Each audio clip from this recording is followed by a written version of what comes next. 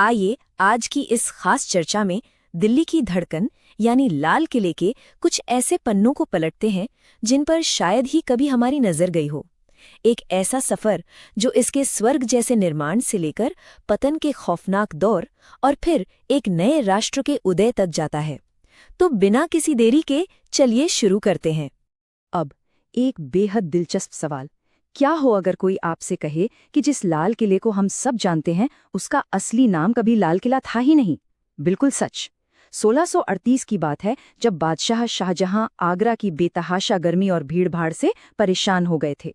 उन्हें एक ऐसी जगह चाहिए थी जो जन्नत जैसी हो, और तब नींव रखी गई किला-ए मुबारक की, जिसका मतलब होता है एक भाग्यशाली किला। ये तो बहुत बाद में अंग्रेजों ने इसकी लाल दीवारों को देखकर इसे रेड फोर्ट या लाल किला कहना शुरू कर दिया था। इस किला-ए मुबारक का जन्म कैसे हुआ, आइए इस पर एक नजर डालते हैं। इस किले को मशहूर वास्तुकार उस्ताद अहमद लाहौरी ने 10 साल की कड़ी मेहनत से यमुना के किनारे अष्टकोणीय आकार में तराशा था। लेकिन इमारतें वक्त के साथ बदलती हैं, है ना? किले का मुख्य द्वार, लाहौरी दरवाजा, इसका सबसे बड़ा गवाह है। शाहजहां के बेटे औरंगजेब को किले की सुरक्षा की इतनी फिक्र थी कि उसने इस खूबसूरत द्वार के ठीक सामने एक घुमावदार दीवार ही खड़ी कर दी। कहते हैं जब आगरा में कैद शाहजहां को ये बात पता चली तो उन्होंने भारी मन से कहा था कि औरंगजेब ने सुरक्षा नहीं बढ़ाई बल्कि किले जैसी इस खूबसूरत दुल्हन के चेहरे पर घूंघट डाल दिया है। खैर, इस घूंघट के पीछे मुगल वास्तुकला के जो चमत्कार छिपे हैं वो किसी को भी हैरत में डाल सकते हैं। जैसे ही छत्ता बाजार से गुजरकर अंदर कदम रखते हैं, हर कोना एक नई कहानी सुनाता है। दीवाने आम को ही ले लीजिए। जहां बादशाह आम लोगों की फरियाद सुनते थे, वहां उनके ऊंचे सिंहासन के ठीक पीछे की दीवार एक नायाब कला का नमूना है। इसे परचिनकारी या पियत्रा ड्यूरा कहा जाता है। जरा सोचिए, काले संगमरमर पर कीमती रंग बिरंगे पत्थरों को इस तरह जड़ा गया था कि पक्षी, फूल और यहाँ तक कि यूनानी देवता ऑर्फियस भी बिल्कुल सजीव और जीवंत नजर आते थे। दीवाने आम की भीड़भाड़ से निकलकर जब सबसे खास और शाही दरबार दीवाने खास की तरफ बढ़ते हैं तो नज़ारा ही बदल जाता है। लाल पत्थरों की जगह सफ़ेद चमकता संगमरमर ले लेता है, और इसी महल के मेहराबों पर महान सूफी संत अमीर खुसरो की वो मशहूर पंक्तियां उकेरी गई हैं, अगर इस धरती पर कहीं स्वर्ग है तो वो यही है और बस यही है। और सच मानिए, जब ठोस चांदी की छतों और बेशकीमती रत्नों से जड़ी इसकी दीवारों को कोई देखता होगा तो उसे ये बात 100% सच्ची लगती होगी। और इसी स्वर्ग के बिल्कुल बीचों बीच सजा था मुगलों का सबसे बड़ा गुरूर, तख्ते ताऊस यानी मयूर सिंहासन। शुद्ध सोने, चांदी और अनगिनत हीरे जवाहरात से बना ये सिंहासन, जिसके ऊपर 2 मोर बने थे। और सबसे खास बात, इसके बिल्कुल बीच में जड़ा था दुनिया का सबसे चर्चित हीरा, कोहिनूर। ये महज बैठने की जगह नहीं थी, बल्कि मुगलों की बेहिसाब दौलत और ताकत का पूरी दुनिया में डंका पीटने वाला सबूत था। अब जरा कल्पना करें दिल्ली की चिलचिलाती गर्मी की। इस गर्मी से निपटने के लिए यहाँ एक ऐसा इंजीनियरिंग चमत्कार था जो आज के एयर कंडीशनर को भी मात दे दे। इसका नाम था नहर-ए-बहिश्त यानी स्वर्ग की नहर। यमुना नदी के पानी को महलों के फर्श के बीच से गुजारा जाता था और उसमें इत्र मिला दिया जाता था। ये पानी सिर्फ ठंडक ही नहीं बल्कि पूरे महल में एक मनमोहक खुशबू भी बिखेर देता था। इसी नहर से जुड़े थे हयात बख्श बाग के 2 बेहद खास मंडप। दिलचस्प बात यह है कि मुगलों की हर इमारत का नाम फारसी में होता था, लेकिन इन दोनों का नाम शुद्ध हिंदुस्तानी मॉनसून के महीनों पर रखा गया, सावन और भादो।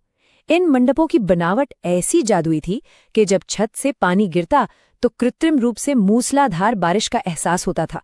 मतलब शाही परिवार भयंकर गर्मी में भी सावन भादो की बारिश का मजे से लुत्फ उठाता था। अब इन चकाचौंध भरे महलों से थोड़ा नीचे चलते हैं, उन छिपे हुए रहस्यों और सुरंगों की तरफ जो एक अलग ही कहानी बयां करते हैं। महलों के इन खूबसूरत फर्शों के नीचे एक पूरी खुफिया दुनिया बसी थी। क्या मालूम था कि जब इस किले की नींव रखी जा रही थी तब उसमें कीमती ज्योतिषीय रत्न और ताबीज दबाए गए थे ताकि मुगलों का सौभाग्य हमेशा बना रहे। इसके अलावा यहाँ एक गुप्त सुरंग थी जो सीधे यमुना नदी तक जाती थी, जहाँ किसी भी आपात स्थिति के लिए एक शाही नाव हमेशा तैयार खड़ी रहती थी।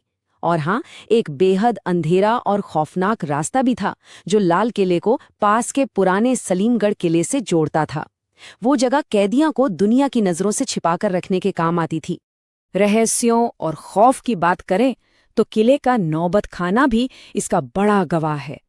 एक वक्त था जब यहाँ शाही स्वागत में राजसी धुनें बजती थीं, लेकिन जैसे जैसे मुगल साम्राज्य की पकड़ ढीली पड़ी, यही जगह खूनी साजिशों का अड्डा बन गई। सोचकर भी सिहरन होती है कि इसी नौबत खाने की दहलीज पर जहांदार शाह और फर्रुखसियर जैसे बादशाहों को उनके ही वजीरों ने बेरहमी से मौत के घाट उतार दिया था। और यहीं से शुरुआत होती है लाल किले के उस दौर की जिसने इसकी किस्मत हमेशा के लिए बदल दी, लूट और बर्बादी का युग। तबाही की ये सदी 1739 में शुरू हुई, जब ईरान के नादिर शाह ने दिल्ली पर कहर बरपाया। वो बेशुमार दौलत के साथ मयूर सिंहासन और कोहिनूर भी लूट ले गया। फिर 1760 का दौर आया, जब अफगानों के हमले से बचने के लिए धन जुटाने की मजबूरी में मराठों ने दीवाने खास की उस ठोस चांदी की छत को ही पिघला दिया। लेकिन लाल किले ने अपना सबसे बुरा वक्त तब देखा जब 1857 में अंग्रेजों ने इस पर पूरी तरह से अपना कब्जा जमा लिया। अंग्रेजों ने इस वास्तुकला के साथ जो सुलूक किया वो बेहद खौफनाक था। बदले की आग में उन्होंने लाल किले के 80% से ज्यादा शाही महलों को मलबे में तब्दील कर दिया। जो जगह पहले हरे भरे मेहताब बाग और खूबसूरत मंडपों से गुलजार रहती थी, उसे बेरहमी से उजाड़कर वहां फौज के रहने के लिए भद्दी लाल ईंटों वाली नीरस ब्रिटिश सैन्य बैरकें खड़ी कर दी गईं। वो स्वर्ग एक झटके में छावनी बन गया। इस पूरे पतन की सबसे बड़ी और दर्दनाक विडंबना 1857 की क्रांति के बाद देखने को मिली। भारत के आखिरी मुगल बादशाह बहादुर शाह जफर को अंग्रेजों ने एक मुजरिम की तरह खड़ा किया। और मुकदमा कहाँ चला? उसी दीवाने खास में। जी हाँ, जिस जगह बैठकर उनके पूर्वज कभी दुनिया भर के फैसले सुनाया करते थे, उसी शाही दरबार में एक निर्वासित बादशाह को देशद्रोही करार दे दिया गया। देश निकाला देकर जफर को रंगून की एक सीलन भरी कोठरी में कैद कर दिया गया। अपनी मौत का इंतजार करते हुए उन्होंने एक आखिरी गजल लिखी जो आज भी दिल को झकझोर देती है। कितना है बदनसीब जफर, दफन के लिए 2 गज जमी भी ना मिली कुएं यार में। जरा सोचिए, जिस खानदान ने इस मुल्क पर सदियों राज किया, उसके आखिरी वारिस को अपने ही वतन की मिट्टी में दफन होने के लिए 2 गज जमीन तक नसीब नहीं हुई। लेकिन कहते हैं ना कि हर अंधेरी रात के बाद सवेरा जरूर होता है। ये किला भी एक राष्ट्र के पुनरुद्धार का गवाह बनने वाला था। साल 1945 भारतीय इतिहास का एक बहुत बड़ा मोड़। द्वितीय विश्व युद्ध के बाद अंग्रेजों ने आजाद हिंद फौज के 3 अधिकारियों पर इसी लाल किले के अंदर राजद्रोह का मुकदमा चलाया। उन्हें लगा था कि इससे वो खौफ पैदा करेंगे, लेकिन दांव पूरी तरह उल्टा पड़ गया। इस मुकदमे ने पूरे देश में गुस्से की ऐसी असाधारण लहर और एकता पैदा कर दी जिसने ब्रिटिश हुकूमत की जड़ों को ही हिलाकर रख दिया। लाल किला अब पतन का नहीं बल्कि एक नई क्रांति का केंद्र बन चुका था। और फिर आखिरकार वो ऐतिहासिक दिन आ ही गया। 15 अगस्त 1947 आजाद भारत के पहले प्रधानमंत्री ने शान से उसी लाहौरी दरवाजे की प्राचीर से राष्ट्रीय ध्वज फहराया। वही जगह जहां कभी औरंगजेब ने घूंघट वाली दीवार बनवाई थी।